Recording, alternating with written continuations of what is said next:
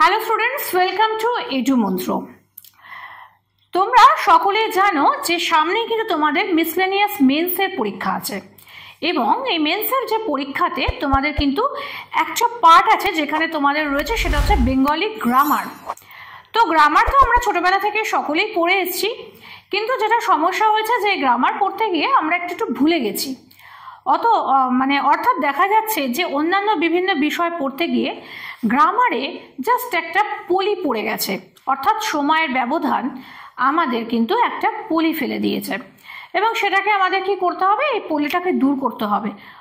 অর্থাৎ একটু আধটু পড়াশুনো করে এই পলিটাকে সরিয়ে আগে যে ক্লাস 11-12 বা ক্লাস 9-10-এ আমরা যেভাবে যে গ্রামারগুলো করেছিলাম সেই গ্রামারগুলো সম্পর্কে একটুখানি জেনে নেব। এবং দেখো, গ্রামার হচ্ছে অনেকটা অঙ্কের মতন।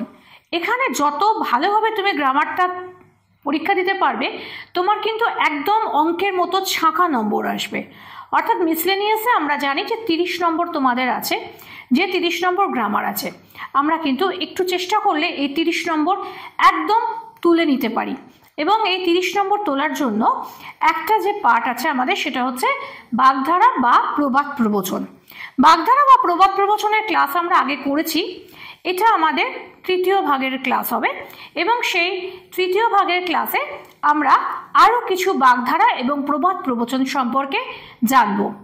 এখন যারা আজকে আমার ক্লাসটা প্রথম করছো তাদের জন্য একটু বলে রাখি যে কাকে বলে বাগধারা এবং কাকে বলে প্রবাদ প্রবচন। এটা নিয়ে নিশ্চয়ই একটু কনফিউশন আছে যে বাগধারাই বা কাকে বলে আর প্রবাদ প্রবচনই বা বলতে কি বোঝায়, বা কি দুটোর মধ্যে জাস্ট একটা সূক্ষ্ম যে পার্থক্য আছে সেই পার্থক্যটা বা কি হলো। তাহলে আমরা একটু জেনে নেব যে বাগধারা বলতে এটা বোঝায় যে বাংলা ভাষায় কিছু শব্দ আছে যেগুলো আবিধানিক অর্থে ব্যবহৃত না হয়ে সূক্ষ্ম ইঙ্গিতপূর্ণ অর্থে ব্যবহৃত হয়। এখানে আমি মার্ক করেছি এটা লাল রঙের দিয়ে, সেটা হচ্ছে কিছু শব্দ। আর অপরদিকে দেখো, প্রবাদ প্রবচনের ক্ষেত্রে দেখা যাচ্ছে যে বাংলা ভাষায় বহুকাল ধরে প্রচলিত জনপ্রিয় উক্তির আপাত অর্থের অন্তরালে যে গভীর অর্থ থাকে। তাহলে দেখো, যে বাগধারা বলতে আমরা যেটা বুঝলাম সেটা হচ্ছে যে কিছু শব্দ যেগুলো আবিধানিক অর্থে ব্যবহৃত না হয়ে একদম অন্যরকম সূক্ষ্ম ইঙ্গিতপূর্ণ অর্থে ব্যবহার করা হয়, তাকে আমরা বলছি কি যে বাগধারা। ঠিক আছে। আর অপরদিকে প্রবাদ প্রবচন বললে আমরা যেগুলো বুঝি সেগুলো হচ্ছে বহুকাল ধরে প্রচলিত জনপ্রিয় কিছু উক্তি, যে উক্তিগুলো দীর্ঘদিন ধরে ব্যবহার করা হয়েছে এবং এগুলো একটা মান্যতা পেয়েছে বাংলা ভাষায়, সেগুলোকে আমরা বলবো প্রবাদ প্রবচন। এবং এর আপাত অর্থের অন্তরালে কিন্তু একটা গভীর অর্থ রয়েছে এবং তাকেই আমরা বলবো কি প্রবাদ অথবা প্রবচন। তাহলে বোঝা গেল যে দুটোর মধ্যে একটা সূক্ষ্ম পার্থক্য থাকলেও এই দুটোই কিন্তু আমাদের বাংলা ভাষায় ব্যবহার করা হয়। আর বাংলা ভাষায় এই কথাগুলো যেহেতু রোজই প্রতিদিনকার জীবনে আমাদের ব্যবহার করা হয়, তো এগুলো কিন্তু আমাদের কাছে একটা অন্যরকম অর্থ দেয় এবং এগুলো কিন্তু সম্পর্কে আমরা কিন্তু রোজই শুনি প্রায়, এবং হয়তো অর্থটা না বুঝে বা এগুলো কি সেটা না জেনেই করি। তো আজকে আমরা দেখো এই ভিডিওতে দেখে নেব যে আমাদের বাগধারার বিভিন্ন বিষয়। আচ্ছা, জুতো সেলাই থেকে চণ্ডীপাঠ নিশ্চয়ই সবাই শুনেছে। জুতো সেলাই থেকে চণ্ডীপাঠ অর্থাৎ যে সব রকম কাজ করে তাকে বলা হচ্ছে যে জুতো সেলাই থেকে চণ্ডীপাঠ। এটা কিন্তু প্রায়শই কেউ না কেউ আমরা বলে থাকি যে হ্যাঁ, জুতো সেলাই থেকে চণ্ডীপাঠ, সব কাজ আমাদেরকে নিজেদেরকেই করতে হয়, অর্থাৎ জুতো সেলাই থেকে চণ্ডীপাঠ। জলের আলপনা, জল দিয়ে আলপনা দিলে তা যেমন স্থায়ী হয় না, তেমনি জলের আলপনা কথাটার অর্থ হচ্ছে কি ক্ষণস্থায়ী বস্তু। যে কোনো জিনিস ক্ষণস্থায়ী তাকে বলা হয় জলের আলপনা। ঠিক এই একইভাবে যদি বালির বাঁধ কথাটা ব্যবহার করা হয় তখনও কিন্তু ওই একইভাবে চলতে পারে। বালির বাঁধ সেটাও ক্ষণস্থায়ী, জলের আলপনা ক্ষণস্থায়ী, হয়তো বালির বাঁধ পেছনে রয়েছে। জিলিপির প্যাঁচ কুটিল বুদ্ধি। জড় ভরত বুদ্ধিহীন, অর্থাৎ যার মাথায় বুদ্ধি নেই বা অবিবেচকের মতন কাজ করে তখন আমরা বলি কি যে ও জড় বুদ্ধি, কোনো মাথায় কোনো বুদ্ধি নেই। তো সেরকম ধরনের ব্যাপার। জলে কুমির ডাঙায় বাঘ উভয় সংকট। আমি জলে নামতে গেলে সেখানেও বিপদ আছে, ডাঙায় উঠতে গেলে সেখানেও বিপদ আছে। তো অতএব জলে কুমির ডাঙায় বাঘ, অর্থাৎ যেদিকে যেতে যাব সেদিকে বিপদ, অর্থাৎ এখানে কি হচ্ছে উভয় সংকট।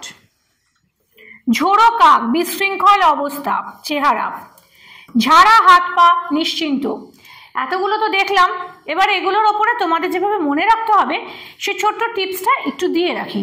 সেটা হচ্ছে যে আমরা যখন পড়বো তখন এইভাবে মুখস্থ করাটা তো সম্ভবপর নয়, অতএব তার জন্য তোমাদের যেটা করতে হবে যে এই অর্থগুলো ভেবে খুব সুন্দর করে বিভিন্ন বাক্য তৈরি করে ফেলতে হবে, অর্থাৎ বাক্য রচনা করতে হবে। অবশ্যই তোমরা বাক্যগুলো তৈরি করো পড়ে পড়ে, এবং এরকম বাক্য রচনা করে আমাকে অবশ্যই কমেন্ট করতে ভুলো না। কমেন্ট করলে আমি যেখানে যেখানে যা ঠিক ভুল সেগুলো বলে দেবো। টাকার কুমির মানে অত্যন্ত ধনী, টাকার গরম সম্পত্তি অহংকার। দেখো দুটোই কিন্তু টাকা, একটা হচ্ছে টাকার কুমির আর একটা হচ্ছে টাকার গরম। টাকার কুমির কথাটার অর্থ হচ্ছে যে যিনি অত্যন্ত ধনী ব্যক্তি তাকে বলা হচ্ছে টাকার কুমির। আমাদের আম্বানিকে বলা হয় না যে টাকার কুমির, প্রচুর টাকা, অতএব টাকার কুমির। আর টাকার গরম সম্পত্তির অহংকার, যে যার প্রচুর সম্পত্তি তার বলা হয় যে টাকার গরম রয়েছে। টনক নড়া, টনক নড়া মানে হচ্ছে চেতনা হওয়া, অর্থাৎ এতদিন কালকে পরীক্ষা আর আজকে ছেলের টনক নড়েছে যে পড়াশোনা করতে হবে, অর্থাৎ চেতনা হওয়া যে কালকে পরীক্ষা। টইটুম্বুর পরিপূর্ণ। এবারে একটা ছোট্ট ব্রেক নেব এবং তোমাদেরকে কিছু কোর্স সম্পর্কে একটু জানাতে হবে। সেটা হচ্ছে কি যে WBCS 2024-এর আমাদের কিন্তু ক্লাস শুরু হয়ে গেছে এবং প্রিলিমিনারি মেন্স এই দুটোরই কিন্তু অল ওভার পুরো টোটাল যে কোর্সটা সেই কোর্সটা আমরা কিন্তু ক্লাসটা নিচ্ছি এবং একদম পকেট ফ্রেন্ডলি মান্থলি ফিজে, কোনো অ্যাডমিশন চার্জ তোমাদের লাগবে না। আর হচ্ছে কি যে অনলাইন অফলাইন দুরকমভাবেই তোমরা কিন্তু কোর্সটা করতে পারবে। এবং এর জন্য যেটা করতে হবে সেটা হচ্ছে যে আমাদের স্ক্রিনে দেওয়া নম্বরে যোগাযোগ করতে হবে এবং সেখানে আমাদের ফ্যাকাল্টিসরা রয়েছে যারা তোমাদের এ ব্যাপারে আরও বেশি সাহায্য করবেন। কিন্তু মাথায় রেখো যে WBCS 2024 খুব কিন্তু দূরে নয়, অতএব যারা এখনও ভাবছো যে WBCS পরীক্ষাটা দেবো কিনা বা তোমাদের প্রিপারেশন ঠিকমতো তৈরি হচ্ছে কিনা, তার জন্য অবশ্যই স্ক্রিনে দেওয়া নাম্বারে চট জলদি যোগাযোগ করে নাও। শুধু তাই নয়, এছাড়াও যেটা রয়েছে সেটা হচ্ছে কি যে WBCS মেন্স বা PSC ক্লার্কশিপ অথবা মিসলেনিয়াসের জন্য তোমাদের ল্যাঙ্গুয়েজ পেপার যেগুলো রয়েছে অর্থাৎ ইংলিশ এবং বেঙ্গলি, তার জন্য কিন্তু ক্লাসগুলো শুরু হয়ে গেছে এবং এখানে লাইভ ক্লাসগুলো হচ্ছে এবং যেখানে খুব pocket friendly course fee 700 per month. শুধু তাই নয়, কারেন্ট টপিকস এবং টোটাল ডিসকাশন করা হবে, ডাউট ক্লিয়ার করা হবে এবং যে টপিকসগুলো তোমাদের মনে হচ্ছে আমাদের মনে হবে যে এগুলো ইম্পর্টেন্ট হতে পারে সেই টপিকসগুলোর ওপর আলাদা আলাদাভাবে আলোচনা করতে হবে। যা করতে হবে আগেও বলেছি আবারও বলছি, স্ক্রিনে দেওয়া নাম্বারে ঝটপট ফোন করো। আমাদের এক্সিকিউটিভসরা রয়েছেন, ফ্যাকাল্টিসরা রয়েছেন, তারা এই ব্যাপারে তোমাদেরকে সাহায্য করবেন। এবং যারা এখনো ভাবছো যে পরীক্ষাটা দেবো কিনা বা পরীক্ষাটা দিলে কতদূর সাফল্য পাবো, তারা কিন্তু একদম সময় নষ্ট করো না, অবশ্যই যোগাযোগ করো এডু মঞ্চে।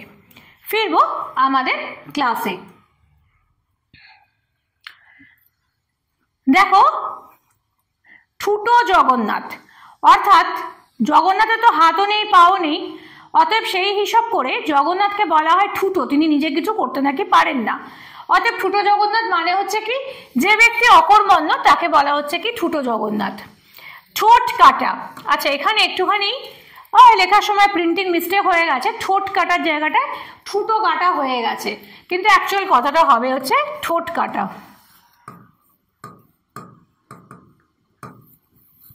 ঠোঁট কাটা কথাটার মানে হচ্ছে কি স্পষ্টবাদী। ঠক বাঁচতে গা উজাড়, মন্দ লোকের সংখ্যা বেশি। ঘুষ নেয় না এমন ব্যক্তি বিরল, এই অফিসে ঘুষ নেয় না এমন ব্যক্তি বিরল, অতএব ঠক বাঁচতে গা উজাড় হয়ে যাবে। এরকম ধরনের একটা কথা প্রচলিত রয়েছে যে এই রকম ধরনের এই কাজে দেখা যায় সকলেই ঘুষ নেয়, অতএব ঠক বাঁচতে গা উজাড়, অর্থাৎ সৎ ব্যক্তি এখানে কিন্তু পাওয়া যায় না। এরকম ক্ষেত্রে এই কথাটা আমরা কিন্তু সকলেই ব্যবহার করে থাকি। ডিগবাজি খাওয়া, ডিগবাজি খাওয়া কথাটার অর্থ হচ্ছে কি অবস্থান বদল। এতদিন যে মোহনবাগানে যে প্লেয়ার খেলছিল, হঠাৎ তার পরের মরশুমে দেখা গেল সেই প্লেয়ারটাই চলে গেছে ইস্ট বেঙ্গলে। তো আমরা অনেক সময় বলি যে যারা মোহনবাগান বা ইস্ট বেঙ্গলে দুই দলের ক্ষেত্রেই বলছি যে যারা যে দলের সাপোর্টার তারাও অনেকে একটু মুহ্যমান হয় যে এত ভালো প্লেয়ারটা চলে গেল অন্য দলে, ডিগবাজি খেলো, এরকম ধরনের কথা একটা চলে আসে। অর্থাৎ তার মানে কি ডিগবাজি খাওয়া অর্থ হচ্ছে মানে কি অবস্থান বদল। ডুমুরের ফুল, ডুমুরের ফুল অর্থাৎ অদৃশ্য বস্তু। দেখো ডুমুর গাছে কখনো ফুল হয় না, অর্থাৎ ডুমুর গাছে ফুল মানে কি যেটা হয়ই না কখনো, অদৃশ্য বস্তু। ডান হাতের ব্যাপার, ডান হাত দিয়ে আমরা মূল যে কাজটা করে থাকি সেটা হচ্ছে কি খাওয়ার কাজ করে থাকি, সুতরাং ডান হাতের ব্যাপার কথাটার অর্থ এখানে কি যে আহারের। ঢাল নেই তলোয়ার নেই নিধিরাম সর্দার, অসহায় দায়িত্বপ্রাপ্ত কর্মী।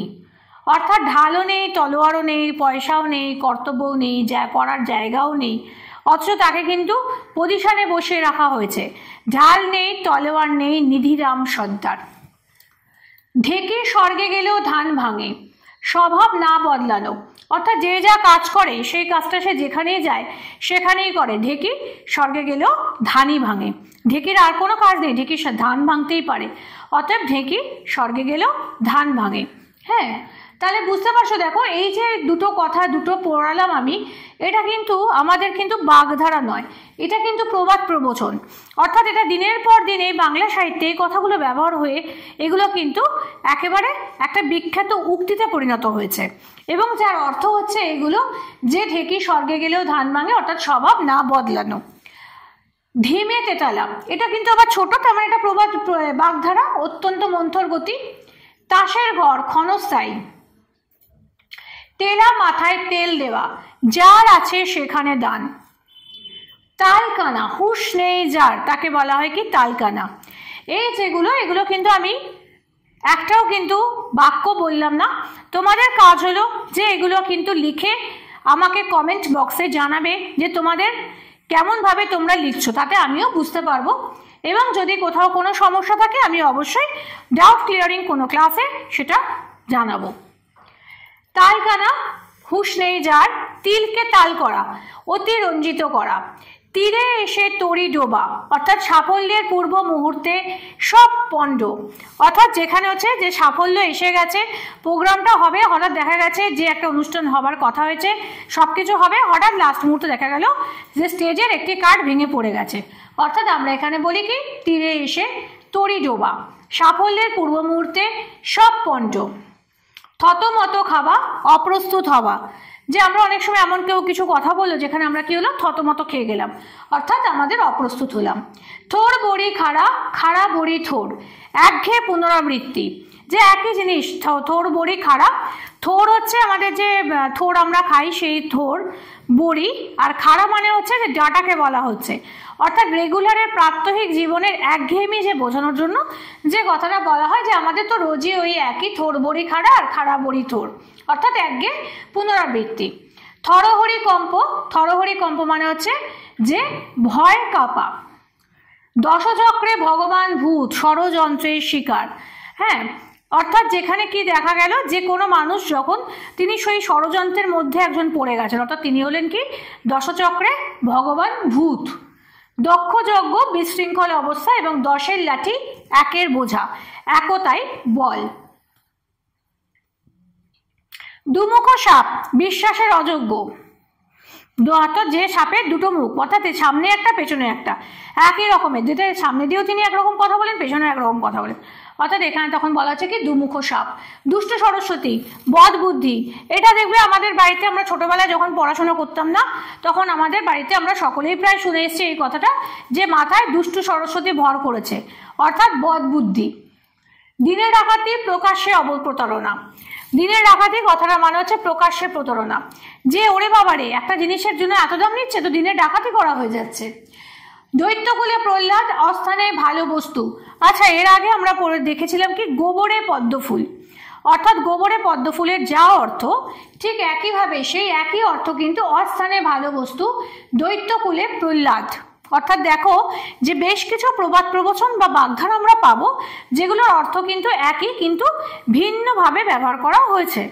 তো সেরকমভাবে এখানেও কিন্তু এই দৈত্যকুলে প্রহ্লাদ এবং গোবরে পদ্মফুল এই দুটোর কিন্তু একই অর্থে কিন্তু ব্যবহার করা হয়েছে। ধনুক ভাঙা পণ, দৃঢ় প্রতিজ্ঞা, অর্থাৎ যেটা আমি করেই ছাড়বো। ধান বাংতে শিবের গীত, অপ্রাসঙ্গিক আলোচনা। ধর্মের কল বাতাসে নড়ে, সত্য প্রকাশ হওয়া। ধরে মাছ না ছুঁই পানি, কৌশলে কার্যসিদ্ধি, অর্থাৎ যেখানে আমি কাজটা কিন্তু সামনাসামনি ডাইরেক্টলি করব না, কিন্তু মাছটাও ধরবো কিন্তু জলকে ছোবো না, এইভাবে আমি কাজটা সুকৌশলে কাজটা যখন করব, তার অর্থ হচ্ছে সেখানে আমরা এই বাগধারা বা এই প্রবাদ প্রবচনটা ব্যবহার করতে পারি। ধরে মাছ, প্রবাদ প্রবচনই এটা, কারণ এটা বাগধারা নয়। ধরে মাছ না ছুঁই পানি, কৌশলে কার্যসিদ্ধি। নয়নের মণি অত্যন্ত আদরে।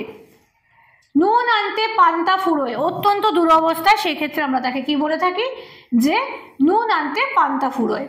ননির পুতুল শ্রম বিমুখ। চোখের মণি, তিনিও কিন্তু, সেটাও কিন্তু অত্যন্ত আদরের বোঝানো হয়। আর অপরদিকে ননির পুতুল শ্রম বিমুখ ব্যক্তিকে কিন্তু বলা হয় যে ননির পুতুল। দেখো দুটোকে কিন্তু গুলিয়ে ফেলো না। অনেক সময় কি হয় যে একই ধরনের কিছু অ্যাকসেন্ট আমাদের থাকে যেগুলো আমাদের কি হয়, ভুল হয়ে যায়, যে আমরা হয়তো তখন দুটোর মধ্যে গুলিয়ে ফেলি। অর্থাৎ যখন আমরা কিন্তু এক্ষেত্রে পড়বো, তো সবসময় এখানে খেয়াল রাখবো যেন দুটো গুলিয়ে না যায়। নয় ছয়, নয় ছয় মানে হচ্ছে অপচয়। নিজের চরকায় তেল দেওয়া, আপন কর্মে মনোযোগী হওয়া। নিজের নাক কেটে পরের যাত্রাভঙ্গ, নিজের ক্ষতি করে অপরের সর্বনাশ, অর্থাৎ আমি আমার নিজের ক্ষতি করলাম এমনভাবে যে পরে সেখানে যে কাজটা, সেই কাজটা কি হলো, পণ্ড হয়ে গেল। অতএব নিজের নাক কেটে পরের যাত্রাভঙ্গ। নাকানি চোবানি, নাস্তানাবুদ হওয়া। নাচতে না জানলে উঠোন ব্যাকা, অক্ষমতা রাখতে অপরকে দোষারোপ। যে নাচতে না জানলে উঠোন ব্যাকা, যখন আমি কোনো কাজটা করতে পারছি না তখন আমি কি করছি, অপরকে দোষ দিচ্ছি যে হ্যাঁ এটা সমস্যা, ওটা সমস্যা, এই সমস্যার জন্য কাজটা হয়নি, ওই সমস্যার জন্য কাজটা হয়নি। তো সেই ক্ষেত্রে বলা হচ্ছে কি, নাচতে না জানলে উঠোন ব্যাকা। নেই মামার চেয়ে কানা মামা ভালো, না থাকার থেকে কিছু থাকা ভালো। অতএব নেই মামা মানে একেবারে কোনো মামা নেই, এরকম অবস্থা থেকে একজন কানা মামা থাকা ভালো। এই ছিল আজকের আমাদের প্রবাদ প্রবচন এবং বাগধারা সম্পর্কে একটা আলোচনা। যাদের আমার ভিডিও ভালো লাগবে তারা কিন্তু অবশ্যই লাইক করো, এবং তোমরা নিশ্চয়ই সবাই মিলে গ্রুপ করে পড়াশোনা করছো, সেই বন্ধুদের গ্রুপে শেয়ার করো, এবং তার সঙ্গে যে কাজগুলোর কথা বললাম বা যে কোনো কোয়ারিজ থাকলে অবশ্যই কমেন্ট বক্সে দিতে ভুলো না। এবং তারপরে আরও যেটা তোমাদের করতে হবে সেটা হচ্ছে যে আমাদের এই চ্যানেল এডুমন্ত্র চ্যানেলটিকে সাবস্ক্রাইব করে রাখো, যাতে যে কোনো ভিডিও এলে সেটা প্রথম তোমার কাছে পড়াশুনো করতে পারো। এবং যারা খুব সিরিয়াসলি ভাবছো যে পড়াশোনা করবে, মিসলেনিয়াস তোমাদের পাস করতেই হবে, তাদের জন্য অবশ্যই কিন্তু এই ভিডিওসগুলো ভীষণ দরকার। এবং তার জন্য তোমাদের আরেকটা কাজও করে রাখো, সেটা হচ্ছে যে সাবস্ক্রাইব করে বেল আইকনটি প্রেস করে রাখো, তাহলে যে কোনো ভিডিও এলে সেটা প্রথম তোমাদের কাছে উপস্থিত হবে। আজকের জন্য এইটুকুনি, ফিরে আসবো খুব শিগগিরই আবার অন্য কোনো ক্লাসে।